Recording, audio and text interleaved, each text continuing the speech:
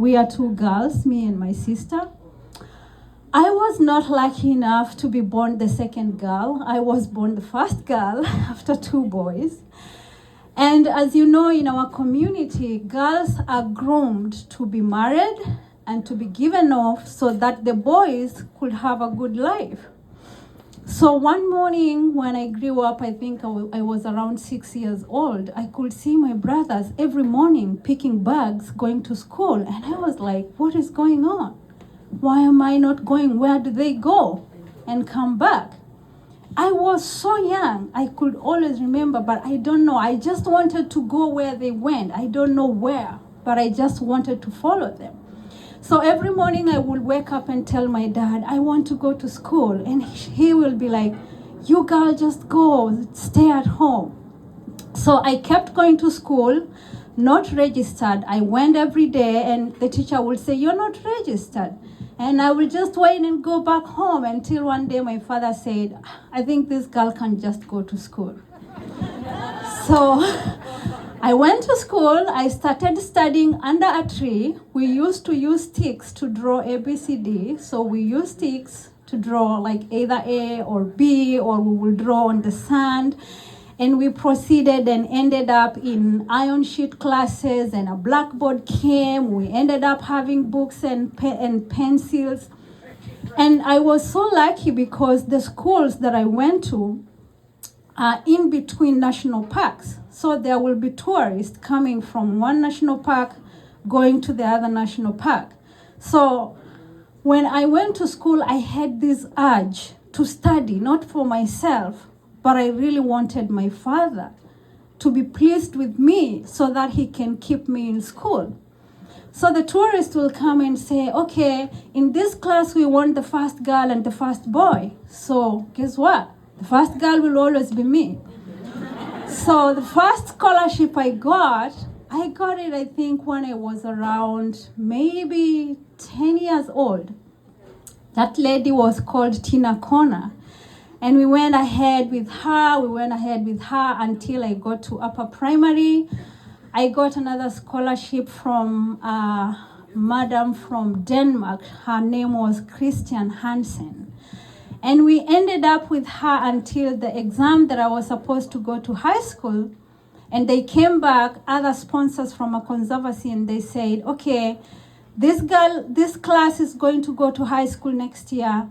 Anyone who is going to become the first girl and the first boy, we are going to take them to high school. So I said, it's a good reason to work hard. I'm going to work hard to see if I can get the scholarship. And I became the first girl. And I got that scholarship through high school. So I continued like that until I finished high school, but all the scholarships were coming and going, until I went to college. So when I finished high school, I came back home, and I was the only girl in our class who was supposed to go to college because all of them got married. When I was in grade 7, 15 girls from our class got married, and only 3 of us were left.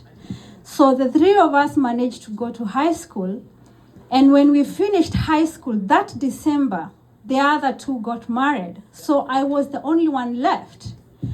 And I told myself, okay, if I stick around home, they're going to marry me off. So I went back to my high school and told my principal, I'm not going home. Just give me something to do around school. Because school was always good. There is food, there is a good place to sleep, you can take a shower anytime you want, there is no fetching water in school. We could go fetch water. We could go fetch firewood from very far places. So to me, school was so good because we don't fetch firewood in school. We don't fetch water. You could just have water easily. So the high school principal told me, what can you do? I just told him, I just need to do something. I don't know what. So there was a small canteen at school, and he said, what about you sell things in that canteen and they will pay me 5,000 Kenya shillings is like $5 a month. So I started earning $5 a month when I was 19 years old, and it was good money for me. I started earning. So I started saving that money. And I told my teacher in school I wanted to go to medical school. So the teacher started applying medical school for me, and I ended up in nursing school thinking that was medical school. So the morning when we were going to nursing school, my father, who ended up becoming my best friend, was telling everyone, "Oh, my daughter is going to be a doctor. She's going to medical school. The next time you see her, she's going to do surgeries on you." And I was so happy because I knew the next time I'm coming to this village, I'll be the one doing surgeries on people.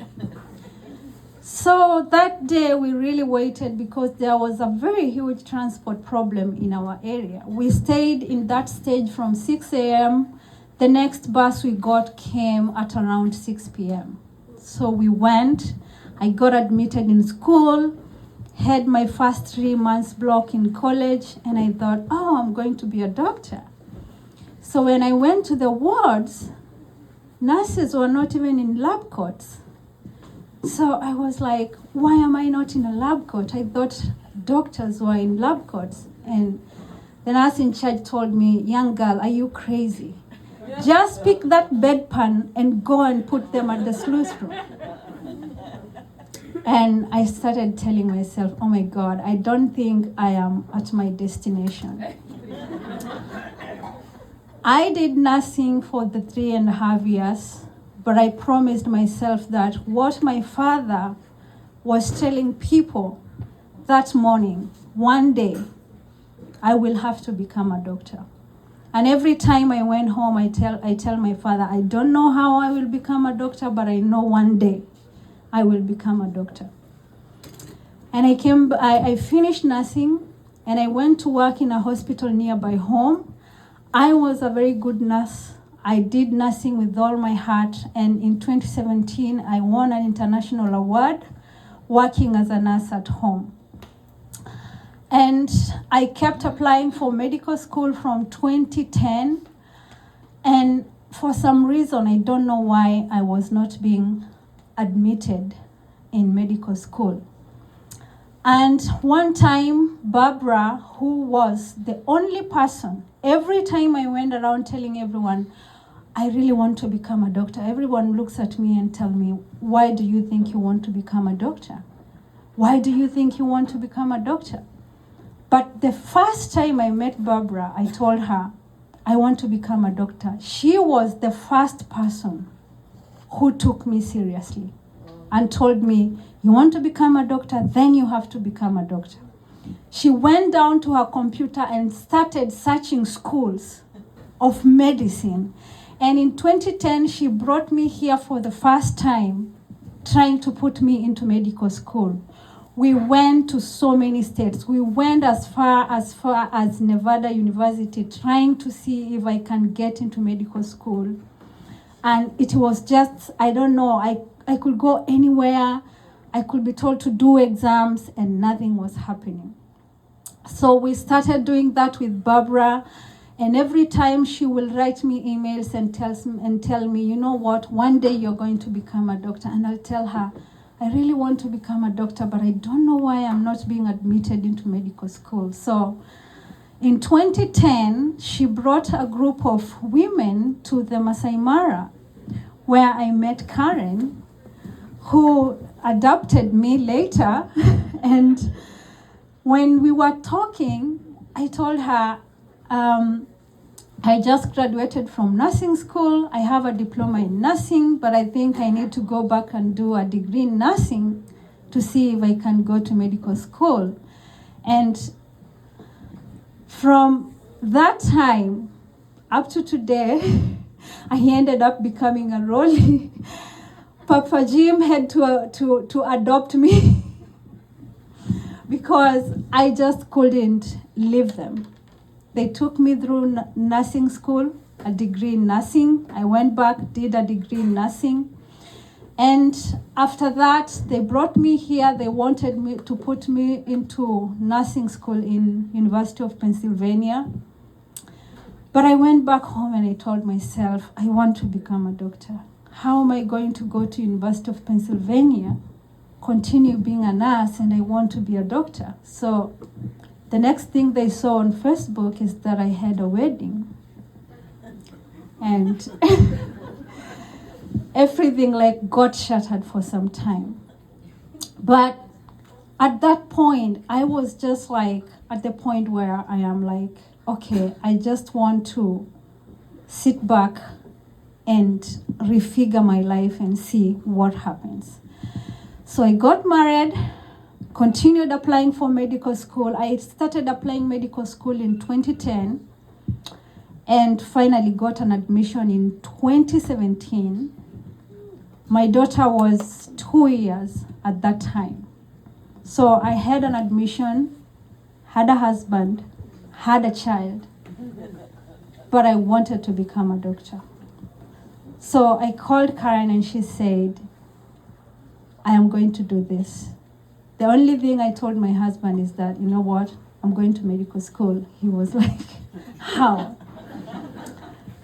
And I can tell you for the last 7 years, my inner person was really tested.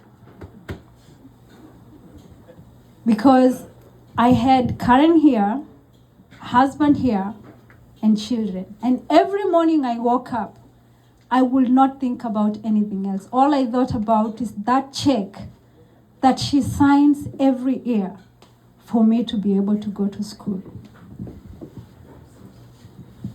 I just want to tell you, Gigi, that that check made me work so hard. And I want to thank you so much for never giving up on me. I was not the perfect person. I know I have disappointed you here and there, having children in the middle of school. But I just want to thank you for being so patient and being so loving and being so caring and more so believing in me. Because if you did not believe in me, you would have never done this. And I am so grateful that tonight I have this opportunity to stand on Barbara's Lee Shaw soil, looking at Karen's face, saying thank you.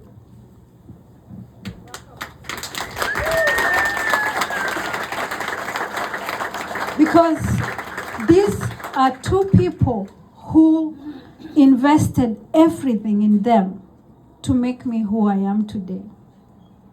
I feel so powerful. I feel so brave. I feel that I have all the tools in life to be able to be who I was meant to be. In 2017, I was faced with a very tough situation where my daughter was diagnosed with double hip dysplasia. And I want to tell you, like, if it was not for this education, my daughter would have never found help. Because I am an equipped, educated woman, I was able to get medication and hospitalization for my daughter here in the US. My daughter had 3 different surgeries here in the US. She's now doing perfect. She's in complete health. And that is something that if I never went to school, if people never invested in my education, I would have never been able to do that for my daughter. And I know if anything else will never make Barbara happy, I know the fact that I was able to look for treatment for my daughter as a person, and this is because of what she did to me, that gave me the ability to know that there is a hospital in Philadelphia. My mother will never know that. My mother will never know that double hip dysplasia has a treatment. They will say, oh, my mother, she was just born like that. that was God's will. But I am so grateful because I was so equipped enough to know that there must be a doctor in Philadelphia, there must be a doctor in Springfield, Massachusetts, that knows that there is treatment for double hip dysplasia. I know if Barbara is not happy for anything else, she's happy that my daughter today is walking just like any other child, is having full range of motion because she decided to invest and give an opportunity to a girl that maybe would never even have moved out of her village. And I want to thank people who helped me that process. Uncle John is standing here. I know you did a lot to me and Tinken. And thank you so much for accommodating us. Thank you for giving my daughter the opportunity to be able to be a total person. You'll never know how it feels to have a child that is needy.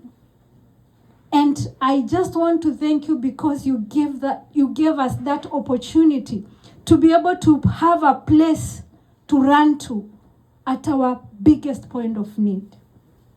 Tinken loves you. She is always talking about you. And I thank you because we will never have got a place to stay if you didn't say that morning, welcome.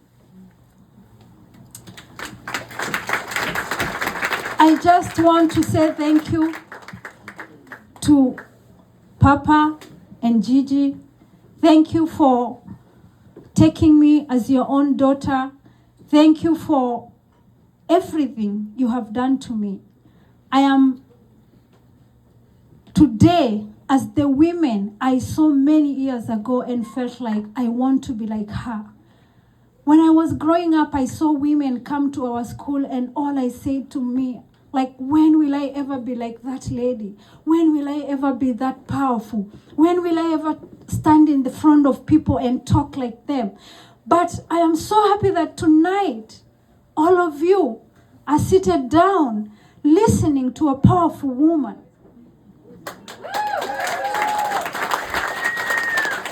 And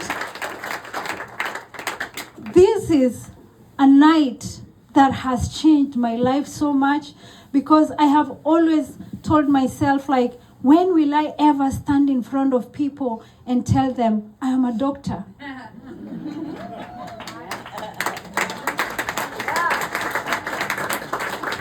Yeah, this is a dream that came late, but it came at the right time.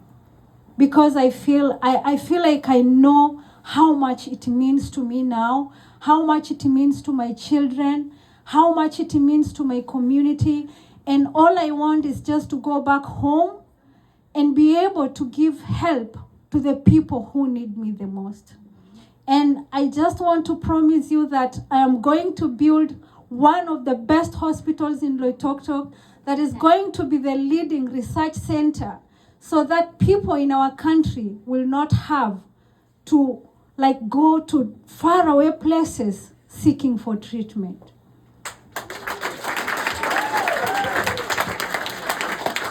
So I want to thank you all for supporting me, for supporting all the other girls. We now have an alumni and we are already supporting one girl. One of our girls is already in her second year in high school. So we want to promise you that every morning when you sign that check, every year when you are signing that check, just remember that we will not waste your money. I have always promised Karen that I will not waste your money.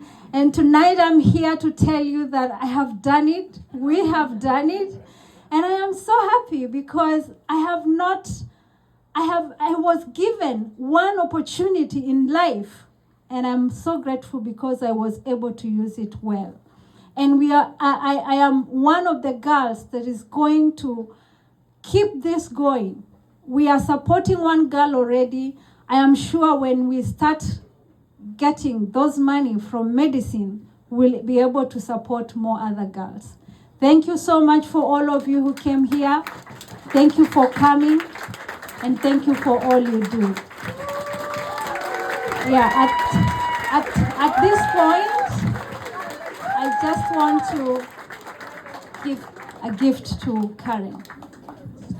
Welcome. Karen, do you want to come up? Karen and Jim have been Carolyn's sponsors, as you heard tonight, since 2010. My niece. You are so naughty. I love you. Oh, I get one of the mama rose.